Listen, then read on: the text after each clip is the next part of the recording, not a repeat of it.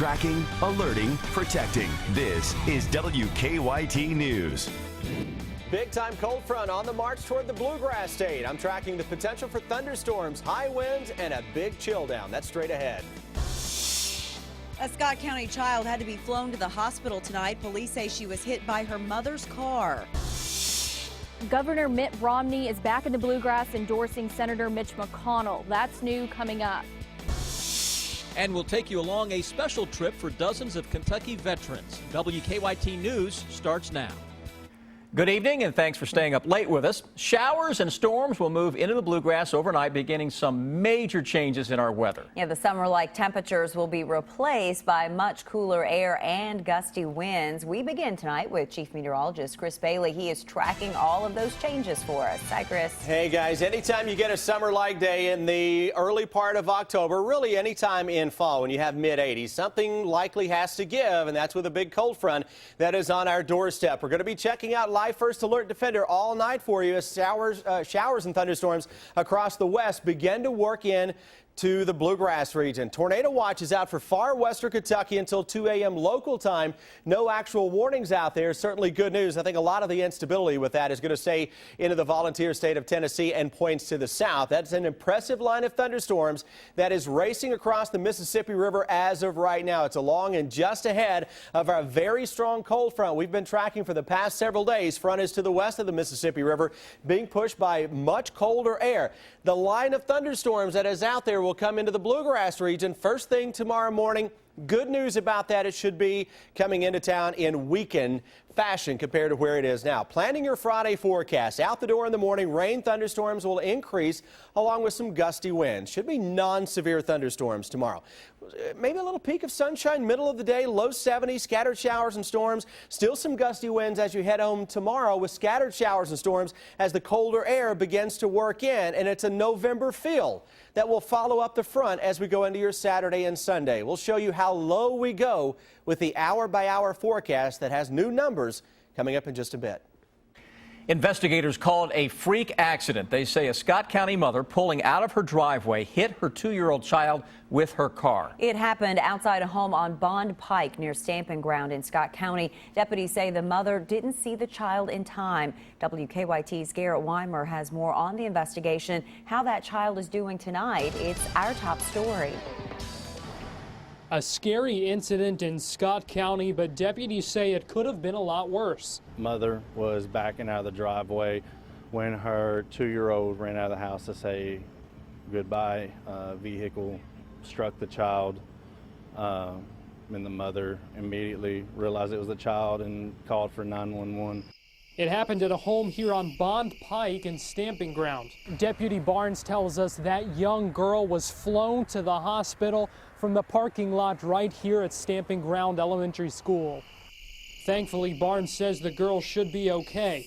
But the lesson here? Whenever you're backing up a vehicle, to be aware of all your surroundings at all times. Despite the little girl's injuries, the incident like this could be potentially fatal in a lot of circumstances. No doubt counting some blessings. In Scott County, Garrett Weimer, WKYT.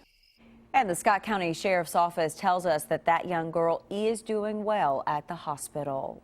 A crash in Lexington sent 4 people to the hospital tonight. It happened just after 6:30 at Heartland Parkway and Crosby Drive.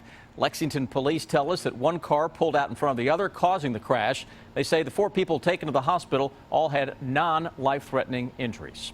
Tonight, we have some new information about one of 3 people arrested for a shooting at a Domino's pizza shop. Danville police have charged 19-year-old Rico Penix, 26-year-old Robin Adams, and 21-year-old Patrick Brand with robbery and assault. We have since learned Brand was once a star player for the Danville High School football team. In 2010, he broke the school record for rushing yards in a game. Danville police say the victim, Zoe Reed, was shot as she worked at the pizza shop last month. The arrest came as a relief to her family. They were appreciative of our efforts and very appreciative that we have been able to get to this point and make arrests today. Reed continues to recover from serious injuries at UK Hospital. Danville police say they could make more arrests in this case. Tonight, police need help finding a person of interest in a Fleming County murder case. State police are looking for 37-year-old Kevin Howard of Owensville. Police found the remains of the victim in the Grange City area Wednesday. State police have arrested 55-year-old Charles Black in the case and charged him with murder, evidence tampering, and theft. The victim has not been identified. Tonight, Senator Mitch McConnell picking up an endorsement from a former presidential candidate. Mitt Romney came to Lexington to help raise money for the senator at a Lexington horse farm. The two Republicans talked to reporters after the event, and our WKYT's Jarek Insko has the latest from the campaign trail. In town for one of the most anticipated Senate races, but Senator Mitch McConnell wasn't alone. Governor Mitt Romney headlined that fundraiser for him here in Lexington. In an effort to get votes again for Kentucky's U.S. Senate, former Massachusetts Governor Romney came along with Senator McConnell for that private fundraiser at Donnemeyer Farm. Back in 2012, Romney lost the presidential race to President Obama, but won Kentucky with 60% of the vote. Romney says he has no plans of running again for president, just wanting to focus on Senator McConnell's race on Thursday night. And I'm looking forward to seeing him as the majority leader in the United States Senate. Mitch McConnell, as a re-elected senator and as a majority leader, will be good for Kentucky and will be good for America. Following that endorsement, McConnell did touch on a few topics like what he would do if he becomes Senate Majority Leader and the job stance in the bluegrass, saying he wants an agenda that would create jobs, not destroy them. Those jobs would mostly come from young people, and the last people we want to be unemployed. And 17,000 of those jobs, independent studies indicate, would come from Kentucky. So I think this is a bad time to be passing job-killing legislation. The latest Bluegrass poll shows McConnell with a 4-point lead over Allison Lundergan Grimes. Now it's just over a month until Election Day, and Senator McConnell is hoping that Governor Romney's endorsement will help in the final push to be reelected. In Lexington, Jerica Insko, WKYT. Senator McConnell's challenger, Democrat Allison Lundergan Grimes, also made a campaign stop in Lexington today. She spoke at an event organized by Nuns on the Bus at the Fayette County Courthouse Plaza.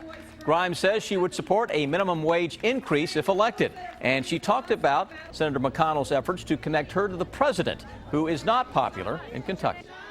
Kentuckians know that I'm an independent thinker that stands for putting the people of Kentucky instead of partisan politics first.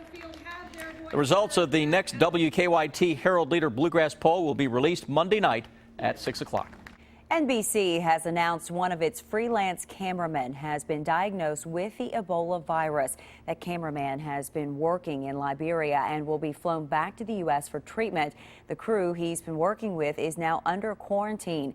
Meanwhile, about 100 people who had contact with a Liberian man diagnosed with Ebola in Texas are being monitored for symptoms, and the apartment where he had been staying is under a public health lockdown.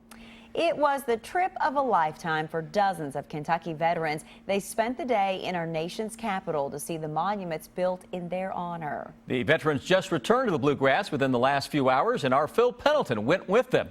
He shows us the sights and sounds of an unforgettable day. They all served in different ways in different wars for different purposes. I am honored and pleased to be with you. But Thursday, they came together for one purpose, to be honored. Tell them thank you. For the fourth year in a row, Kentucky's electric cooperatives funded a one-day trip to Washington, D.C. James Baker of Lancaster was one of them. I'll tell you, it's pretty rough. Real rough. We crawled on our belly a lot. Baker suffered a leg injury so bad they wanted to take it. And I put up such a fight, they didn't cut my leg off. Today, he joined a few dozen others on a packed flight. After landing in Baltimore, quite the surprise.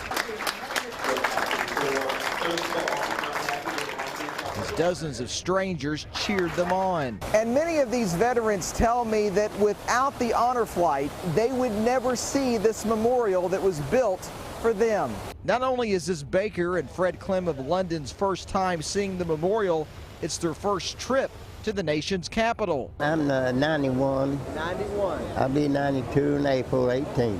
The granite, Reese, water, and war slogans bring back memories. It's bad, I tell you. Snow, the steps on and it wouldn't melt. I had to drive a truck at night, no heater. How many years was you in there? Some struck up new friendships, all sharing a common bond. 3 days to take that hill, and we took it the third day, but I got hit. More than 6 decades ago, but Baker talks about it like it was yesterday. The guy that got me was up in the tree, I believe. Grateful for not just the honor, but the chance to take in all that this says about them and the nation they helped preserve. In Washington, D.C., I'm enjoying it. I didn't know it'd be like this. Phil Pendleton, WKYT. And we owe them so much, and this is what they return home to. Dozens of people on hand at Louisville International Airport to greet them when the plane landed just a few hours ago. They showed up with signs and cheers to welcome the group home from Washington, D.C., and we're glad to have them back. Absolutely. Well, charges have been filed against some UK football players for a BB gun scare on campus, and we now know what police think led up to that incident.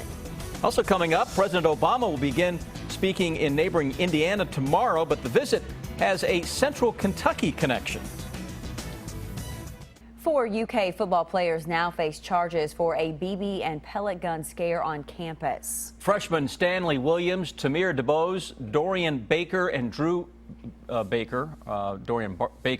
and Drew Barker have all been cited for misdemeanor and disorderly conduct charges. All 4 players have also been suspended for Saturday's game against South Carolina. According to court documents, the 4 were playing a game they called Manhunt in the middle of campus. Police say shots were fired from the BB and the pellet guns, sparking a campus alert. 3 other people also face charges in connection to this case. A business with Central Kentucky ties will be in the spotlight during President Obama's visit to neighboring Indiana. The president will talk about the economy while at Millennium Steel in Princeton, Indiana, Friday. The company processes steel to be used as car parts. Millennium Steel has roots in Nicholasville. CEO Henry Jackson served in the Vietnam War, then later got his MBA and started his own business. Some of Jackson's business colleagues from Lexington will travel to Indiana for the president's visit. Criminal abuse charges have been dropped against a Lexington daycare owner. In June, an employee accused Savola Marks of giving a child a friction burn on his arm and bending his arms and fingers back to cause pain. Marks owns the Children's Treehouse of Knowledge. Prosecutors dropped charges today after failing to find evidence to back up the claims. Marks' attorney said the employee who made the claims quit her job the day they were made. The curtain will soon go up for the UK Opera Theatre's latest production. The cast of the musical Sweeney Todd held one of their final dress rehearsals tonight. It is billed as a musical thriller. The Opera Theatre's first performance of Sweeney Todd will be Saturday night at the Lexington Opera House, and producers say it'll be a great show. I think that people who have seen Sweeney Todd have just loved it, and we've gotten a lot of excitement about this show. Performances of Sweeney Todd will continue through October 12th. Tickets are still available through the UK Opera Theatre or through Ticketmaster.